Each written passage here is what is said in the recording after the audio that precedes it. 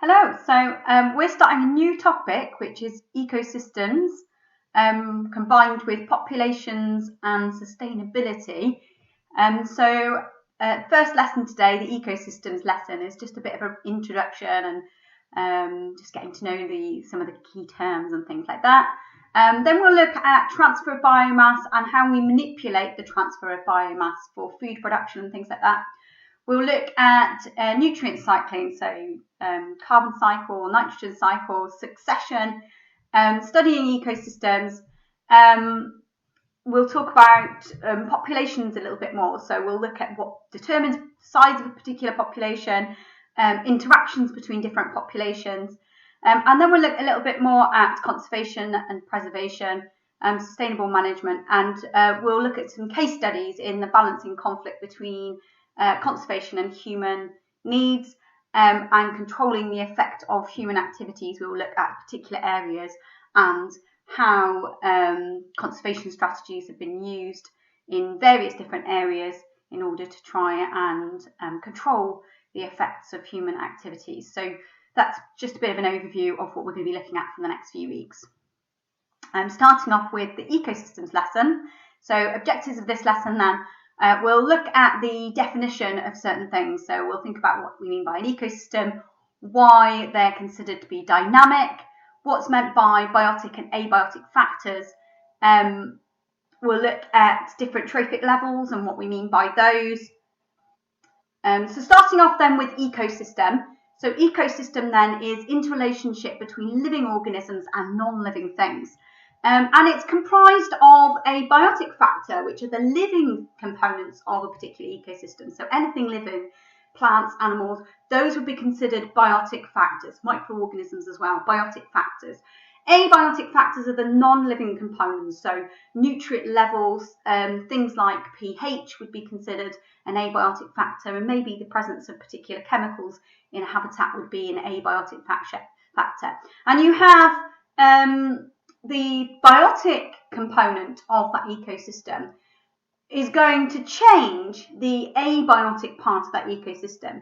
So for instance, if an animal excretes, then they're going to be putting more nitrates into the soil. When an animal dies, it puts more nitrates into the soil. So the biotic component actually interacts with the abiotic components. So in terms of the biotic factors, some of those factors then have got like an optimum where you get your population reproducing, so the population starts to grow.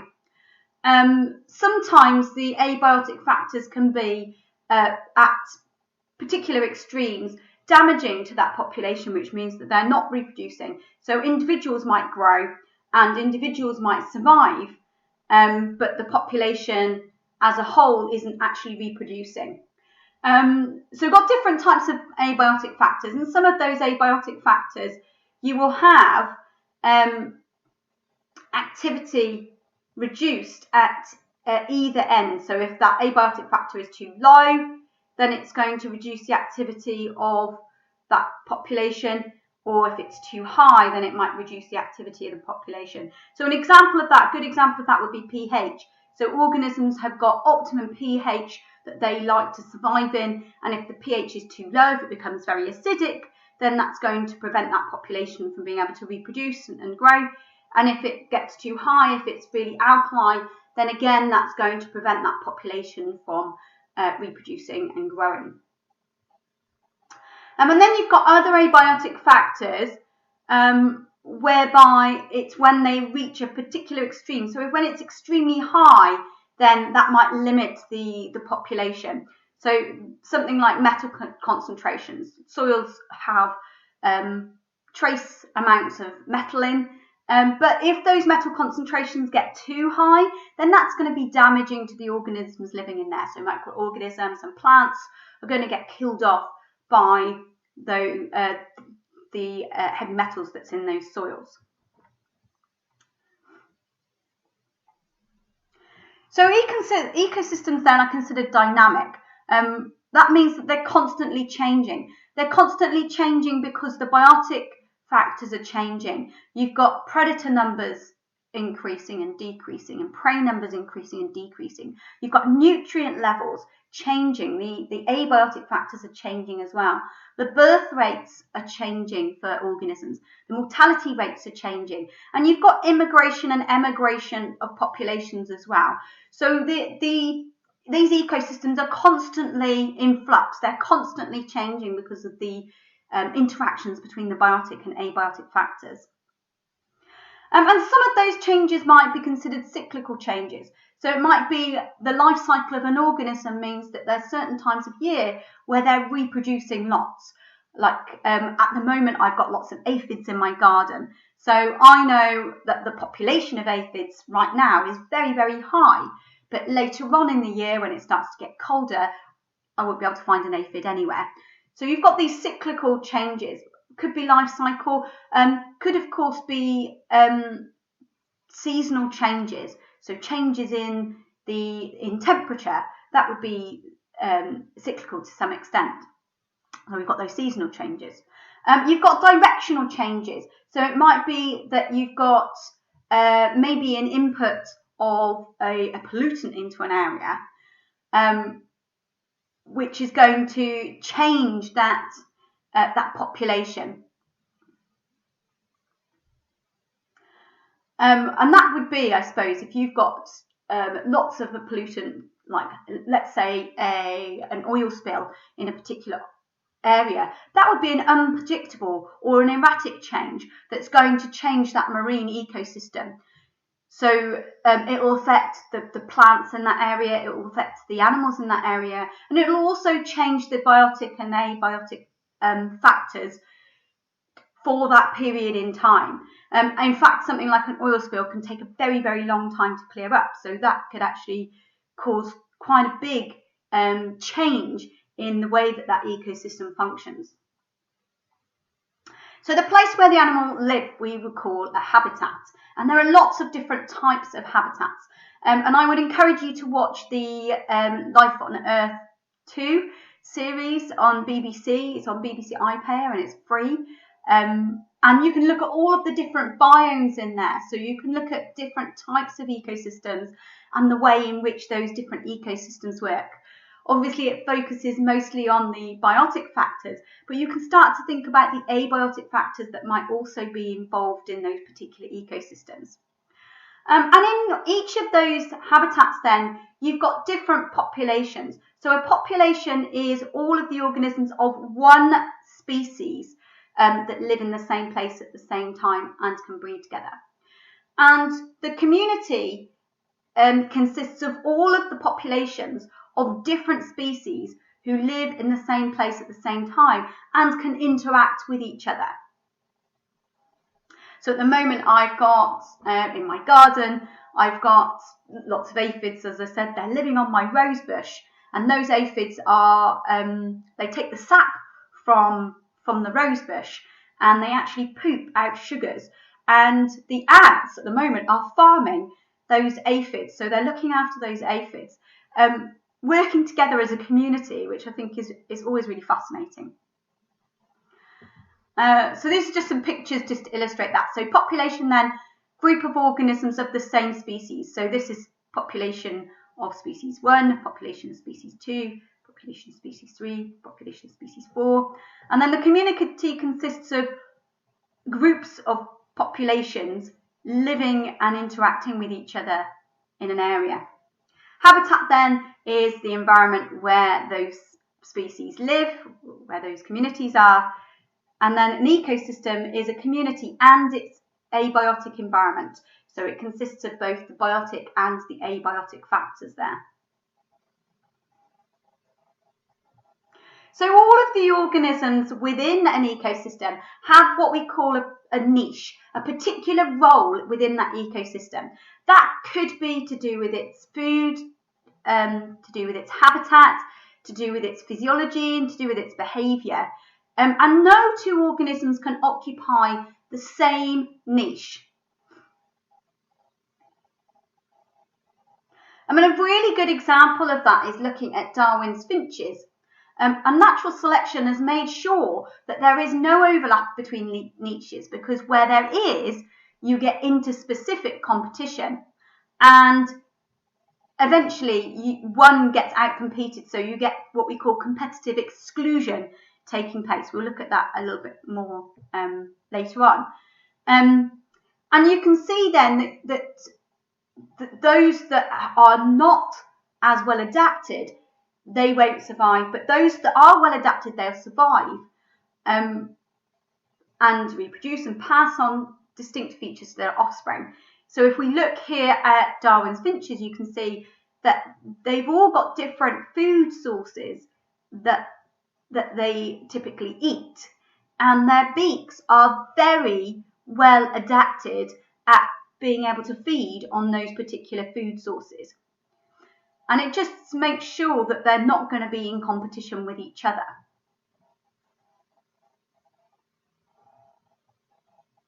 So when we look at an ecosystem, we can consider the feeding levels, the trophic levels. So trophic level is the feeding level. All ecosystems then will start off with a producer. Now, typically that tends to be something that's photosynthetic, so like plants, but there are some ecosystems that rely on other things. So they're not all photo-autotrophs, so photo meaning light, auto, self, troph meaning feeding, so they're self-feeders that use light energy. Sometimes these ecosystems, the producer is what we call a chemo-autotroph. So they'll use chemical energy and convert it to another form of chemical energy, and they can actually drive those ecosystems. So I always find those ecosystems particularly interesting. Things like the sulfur geysers that you find, where there is no light down there, and yet you have lots of life, and it's sustained by those chemo-autotrophs that are the producers in those particular ecosystems. So you've got your producer then, which are autotrophic, photoautotrophic or chemoautotrophic. You've then got the primary consumers. So these are herbivores, typically herbivores that will eat the producers, so eat the plants. Primary consumer then gets eaten by the secondary consumer. And the secondary consumer then gets eaten by the tertiary consumer. However, it is not always as simple as that. Sometimes organisms can actually occupy more than one feeding level, more than one trophic level. So something like us, we eat plants and we eat animals. So that would make us a primary consumer with the plants, but also make us a tertiary consumer with the animals that we're eating as well, secondary consumer. With the animals that we're eating as well. So actually, rather than a food chain, we tend to look at a food web, so we can look at all of the different interactions between the different organisms in an ecosystem.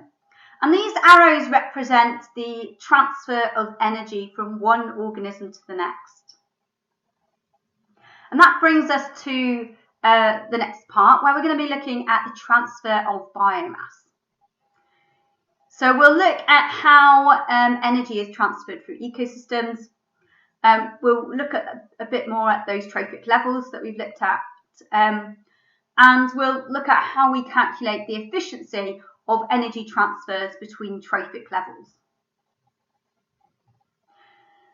So energy cannot be created or destroyed. It can be transformed from one form to another. And in the case of ecosystems, this energy can be transferred from one organism to another organism. Unlike other things, unlike things like nitrogen, energy isn't recycled. It flows through the ecosystems. And as I said, these arrows then, they represent the flow of energy.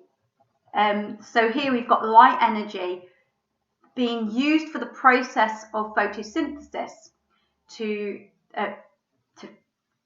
for those producers. So the producers then can photosynthesize, and so the materials that they make through the process of photosynthesis can be used for growth.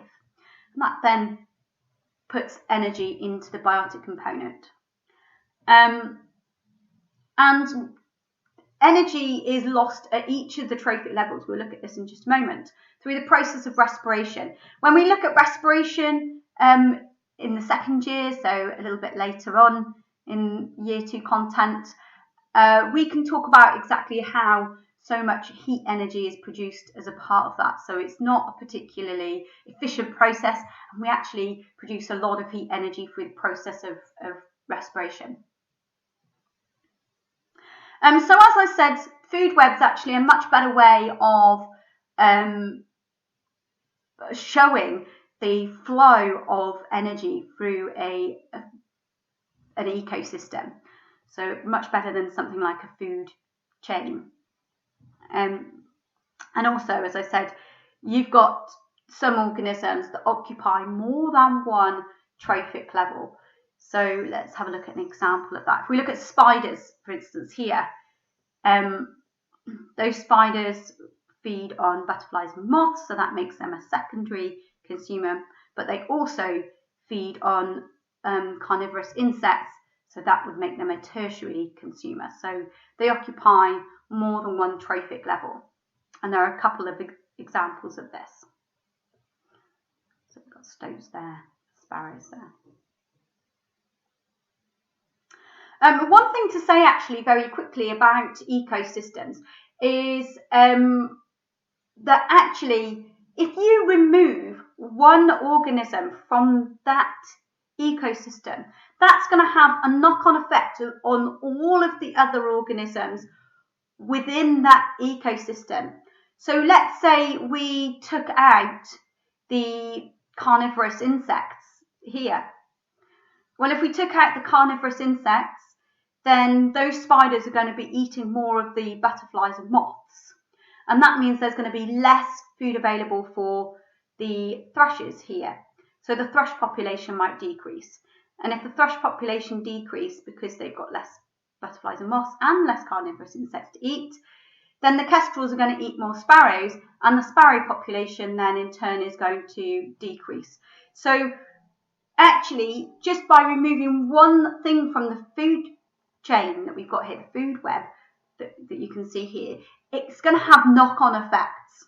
And those are the kinds of questions that you get asked in exams. They talk about, the impact that a particular change in a habitat might have had on one species, and then you've got to ascertain then what the knock-on effect of that is.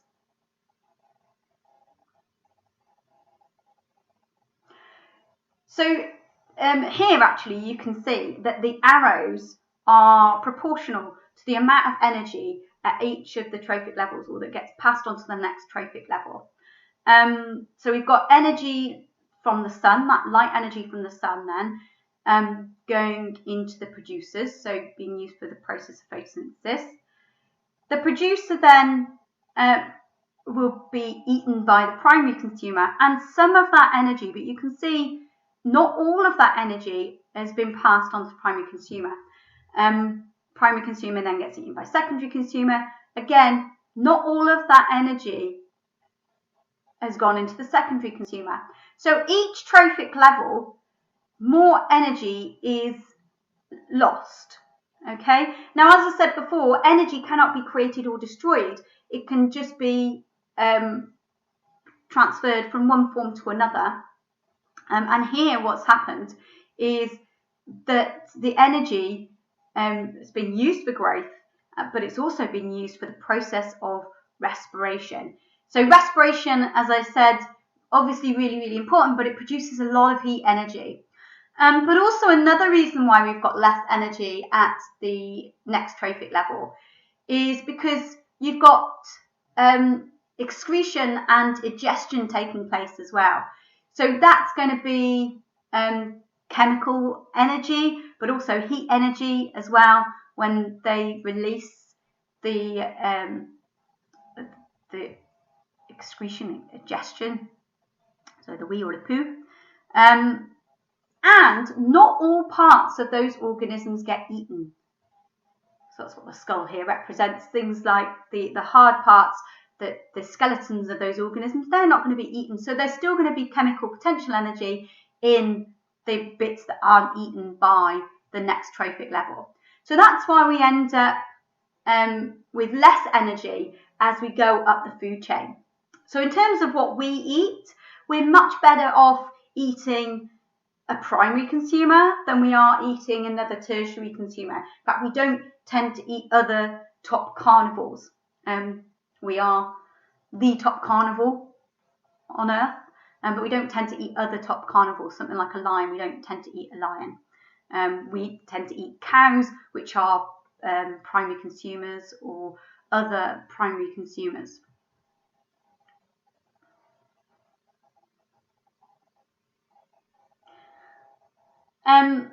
So another way that we can have a look at this is through a pyramid of numbers, but numbers are not always a good way of looking at a population. Obviously this one's fine. We've got a nice neat pyramid.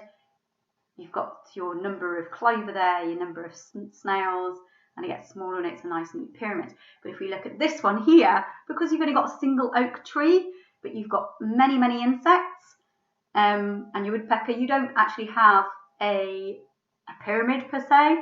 And here where you've got lots of grass, you've got rabbit population, you've got fleas on the rabbit, which would be considered a secondary consumer. You can see again, we don't have a nice neat pyramid of numbers. So a much better way of representing this is by using a pyramid of biomass. So pyramid of biomass, then you can see here, we've got the same one that we had, or similar one actually, it's not the same, it's slightly different. Similar one where we've got an oak tree, and again that'll be one single oak tree, but here because we've got the biomass representing in this one, you can see that actually it's got a much bigger biomass. So even though there's only one, so this is a much better way of representing it. So we've got our oak tree, our caterpillar, blue tit and sparrowhawk there, and you can see that the biomass is decreasing at each trophic level.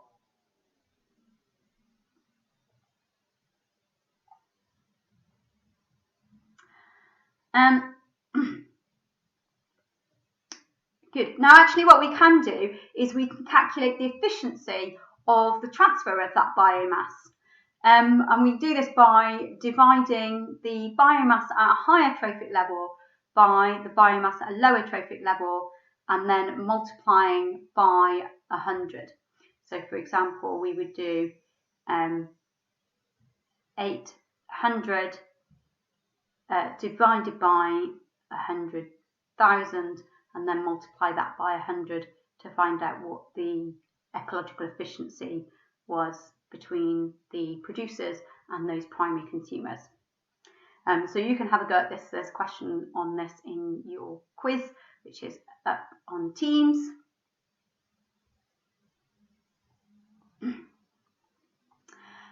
So we can do a pyramid of biomass, or we can do a pyramid of energy. Pyramid of energies tends to be a very destructive way of finding out the amount of energy in an ecosystem. How do they do this? Well, you might remember at secondary school burning a peanut and finding out how much energy is in that peanut, so finding out what the calorific value is. That's pretty much what they do with organisms within an ecosystem. Certainly earlier on, that's what they would have done. Now they've got quite a lot of data already, so they can estimate the energy that would be available at each trophic level without actually burning it to find out the calorific value. But yes, it's quite a destructive way of trying to find out the energy flow through ecosystems.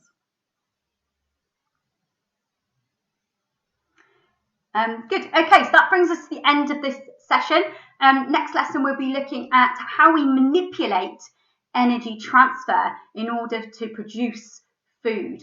Now, obviously, the human population is growing. We talked about that a couple of weeks ago, and we've got to be able to feed that human populations. So there are lots of things that we have done to manipulate the transfer of energy to maximise the production of food and things like that.